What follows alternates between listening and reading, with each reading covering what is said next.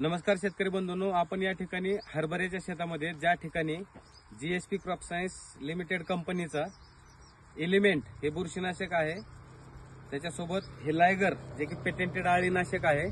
आणि crazy pro amino acid असं तिन्हीचा एकत्रित आपण हे डेमो दिला होता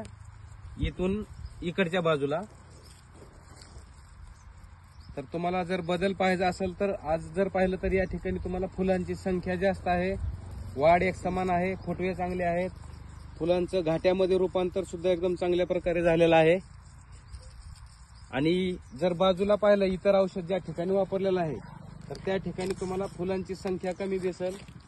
फुटव्याची संख्या कमी दिसेल, घाट्याचं प्रमाण कमी आहे. म्हणजे आपण जी फवारणी केलेली आहे तर